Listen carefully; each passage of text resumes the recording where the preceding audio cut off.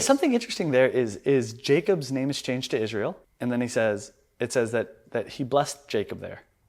So is the blessing the name change, or is it some other whisper in his ear? Oh, interesting. Is it some other thing, maybe a reiteration of the promise that he'd made earlier, which is why then Jacob will say, I saw God face to face. Yeah. Because before I saw him in a trance. Is the name change the blessing, or is the name change a statement of fact or something like that, and then the blessing something completely different?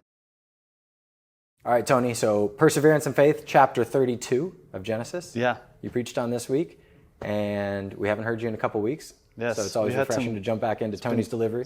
We had some great folks up there. Yeah, Richard and Monte. Yeah, it's been great to have them, sure.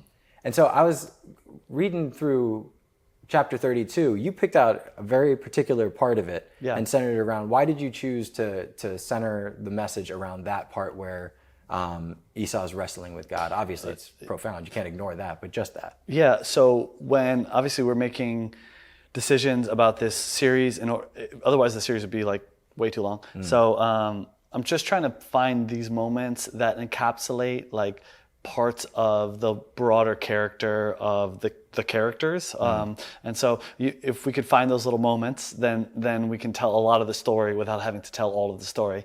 So like this time in particular, Jacob wrestling with God is what I was trying to identify is like this is a quality, a characteristic that's required for the people of God in order to fulfill the promises of God. And so we see that kind of wrestling nature of Jacob ultimately become the thing that at first you're kind of going, wow, Jacob's like a weird character. But God says, no, it's actually good. Like it's been good that he's fought and fought and fought and fought and fought, and he still fights to this moment, and he's still not overcome. And I think that's the characteristic that I think is required in people, and so but also describes Jacob in such a profound way.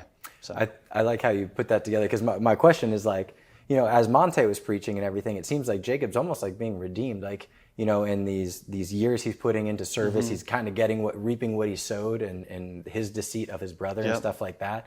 The double portion, then he has to serve double time and all that kind of stuff.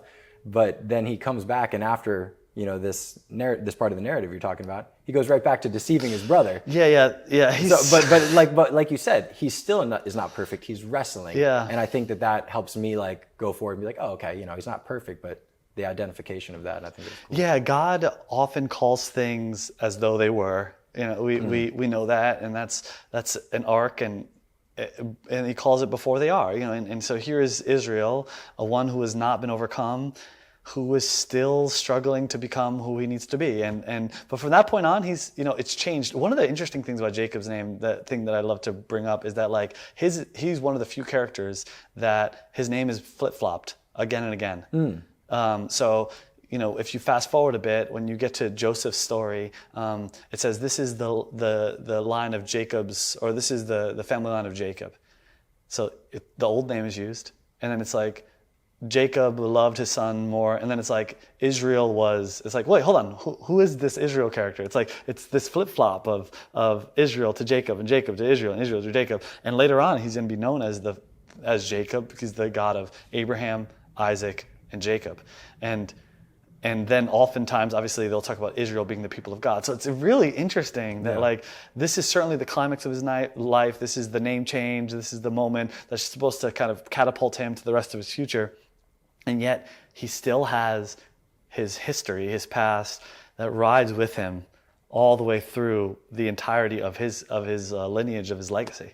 And in what you're describing, Israel, Jacob, back and forth, is there typically a connotation that's associated with it, like maybe like the sinful man of Jacob versus Israel as a nation, or Israel like the redeemed Jacob? Is there any sort of context when they typicly use the names that follows? So I've read a fair bit on this subject, but I have yet to come to something that I feel like, yes, that's it. Some said that we use Israel in it's kind of like the plural of Jacob's people, and we use Jacob when we're talking about the singular. The problem is that sometimes Israel is used as the singular to talk about Jacob. So we don't know. I like to think of it like you described it in a more let's call it spiritualized, which is that his name is changed, yet he's still sometimes like his old self.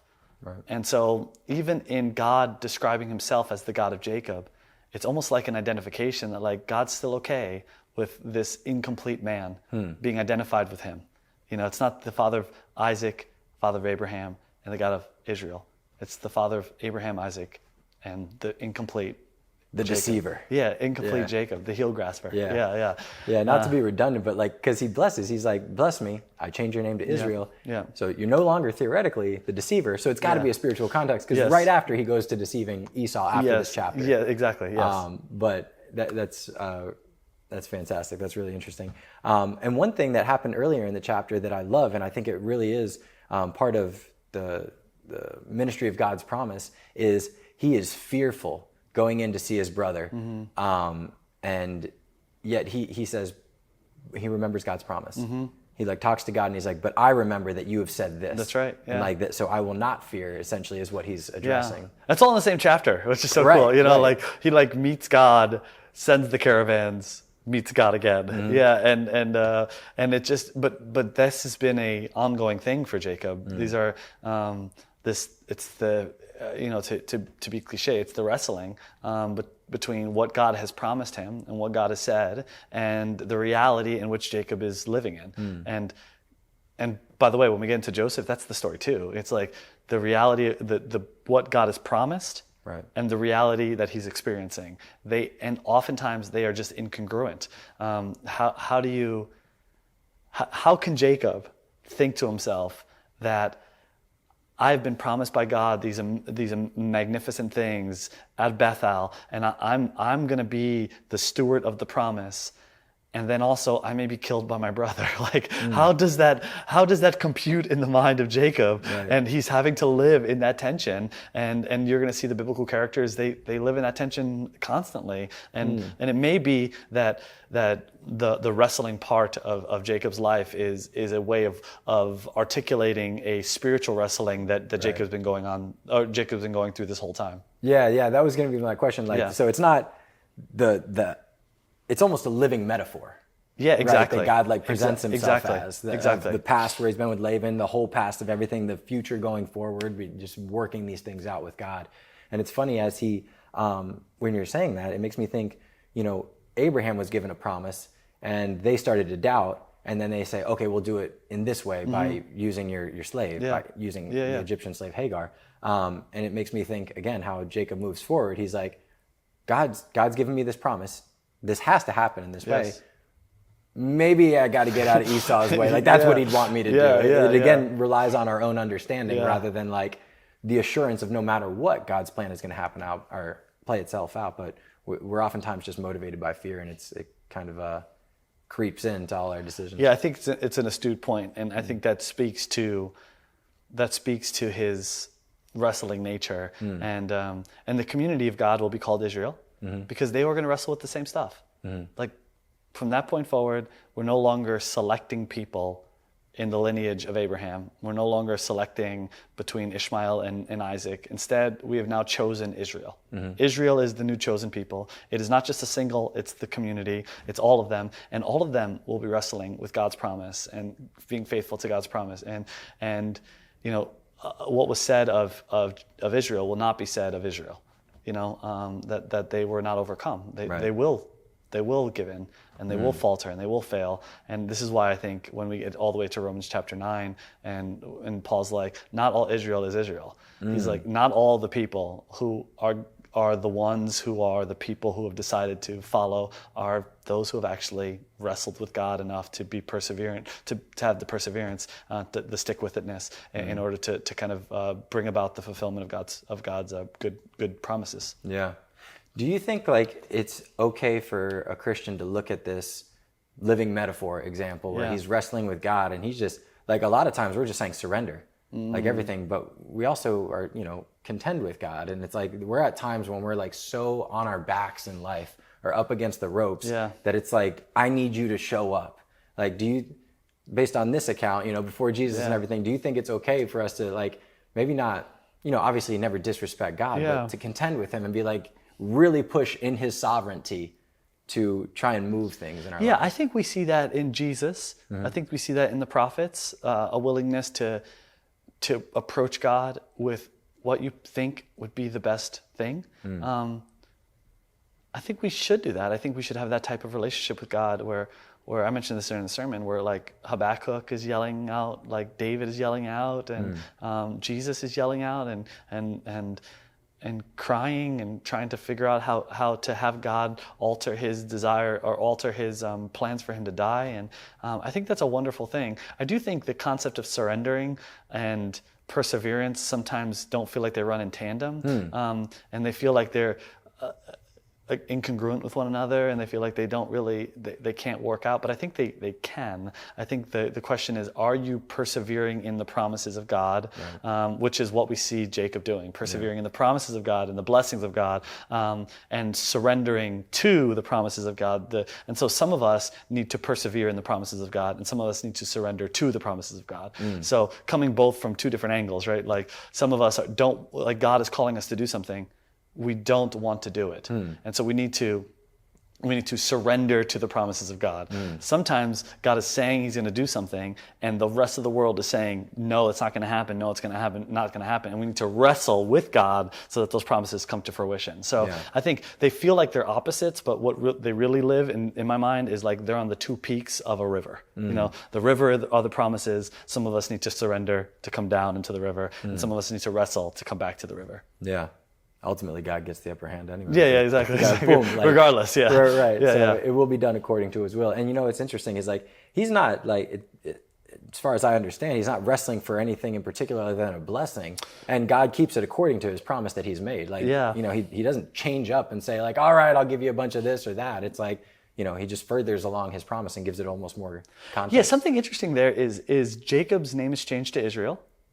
And then he says, what is your name? And then it says that he blessed Jacob there. So is the blessing the name change, or is it some other whisper in his ear? Oh, interesting. You know, is it some other thing, maybe a reiteration of the promise that he'd made earlier, which is why then Jacob will say, I saw God face to face. Yeah. Because before I saw him in a trance. Here I saw him face to face, because he reiterated what he had said earlier. Like, is the name change the blessing, or is the name change just a statement of fact or something like that, and then the blessing something completely different? So it's hard to tell in the text what exactly is happening there. But the way I visualize it is his name is changed, and then God whispers in his ear something, and then he goes, whoa. He calls this place, I saw God face to face, you know. Right. So yeah. That's great. That's great catch in there. I love that. And then he okay, so before, when he's arriving to this place, what does it say at the beginning of the chapter? Something like he saw angels there, and that he said this is the camp of like God, the camp of the like? Lord. Like what is that? Like just breeze over that? Like what were they singing? Like a choir? Were they dancing? Yeah, I don't know. I don't know, because okay, so here's this really, and what I'm going to say comes back to your thought, but like when Jacob first meets God, he meets him in a trance, like it's a dream. And is it possible that he sees that same, or a version of a same image at the start of this chapter, this kind of this image of God, but it's not quite there, and then it comes, and it's not quite, it's just an image, it's the dream, and then he sees him face to face. So is it like this movement towards like a more real encounter, if you would, or something like that? Right. I was having this debate with one of our elders, I was having this discussion with one of our elders, because there's a discussion as to whether or not the whole wrestling was a dream. Like it could have been a dream, like maybe the whole thing was a dream. It's like it could have been, but then you had that weird line, which is, and then Jacob walks with a limp. It's like, like there's something real here. So the idea is that God's becoming more and more real to Jacob in these moments. Like first it's a vision, then he's at the camp of God, like the camp of the holy hosts, or whatever it says exactly. And then it's like, and now he's with God face to face. So it's like it's becoming more and more of a progression of a real encounter with God. I love that. Yeah. Anyway, I love that. No, like it seems God just doesn't make accidents. Whether or not we can dissect it perfectly, he saw in a vision angels and then God, and now he's seeing angels. I'm gonna hang out here for a bit, and then he sees God. Like there's got to be something there. Yeah. Very cool. I think I had one other question on. Okay, so we're talking about, would you say this is also referenced in Hosea? Yeah. And Hosea it's 12. as the angel of the Lord, right? Yeah. So, I mean, like, this has to go back into... An angel of God, I think it says it in Hosea. Angel of God? Yeah. Okay, so, and because we're always saying, like, nobody has seen God, the face of God, or God face to face, but I have seen the face of God. Yeah, exactly. You know, weird. Weird. Okay, a couple other little things. It's night. It's night, so he actually doesn't see. Okay. He wrestles with them till daybreak, and then it's the dawn is coming, and let go of me, right? The angel says, or God says, let go of me because it's almost daybreak. Like, does that mean that he can't see him? Because if he sees him, he's going to die. Because it's in the night, so he can see him at night, but he can't see him in the day. Kind of like, God allowing. Well, there was that one part when it said it was full moon and everybody could see clearly. I'm just kidding. Yeah, like, what? Oh yeah, but Moses sees his back, so you can see him, but you can't right see him. Got it. So there's that. That's weird. So is this some other character? But I don't know. I just love. Don't want to commit to any of it. I love the idea of the angel of the Lord. The Bible Project actually does this great video. You should type in, anybody watching online, type in, actually, that's the only place you can watch this. Yeah. So type in a Bible Project, angel of the Lord. Yeah. It is so good. Okay, we'll try and find a link. And maybe we can post it. Yeah, they do all these. I think they do the best job of not being 100% on what this is. Okay. But also explaining it in a way that gives you a sense of so watch that video. They do a better job than I'll do explaining it. Yeah, right. They do a great job. I'll take you up on I'll tell you one last thing. This will be the last kind of thing I got from the lesson. So Jacob. God says this incredible line: "You've wrestled with men and angels, man and God, and you were not overcome." And then Jacob, after he renames the place, he says, "I met God there. I saw him face to face, and I was spared." And so, it's interesting the way that Jacob sees it as this guy could have killed me. Wow. And God sees it as you were not overcome. And I love the fact that God was not being as physically harming to Jacob as he could have been, and acted as though Jacob was the strong one. Like Jacob was the tough one. Like we're supposed to believe God. Yeah, like Jacob was the one that, wow, you really wrestled with me and you fought. Like at any moment, God could have ended his life. And Jacob, in retrospect, like looking back at the event, goes, I was spared.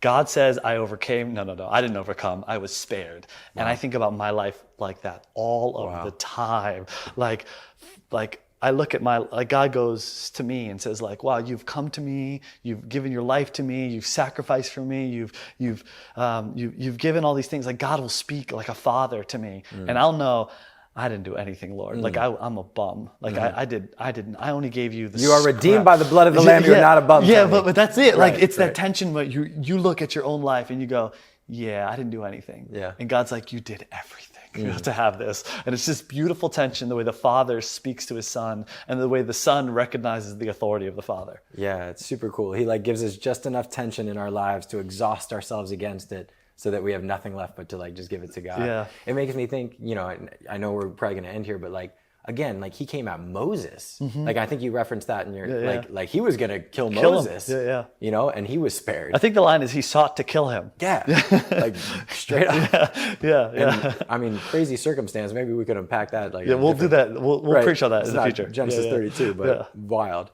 All right, man. Thank you so much. Dude, so what's next week? We do Joseph. We do the, nice. We do the story of, I'm going to talk a little about the arc of the hero versus the arc of the dreamer. Okay. The hero starts low and is, rises to glory and then is brought down back to rest with his family. The story of the dreamer is they start high. They think these great things.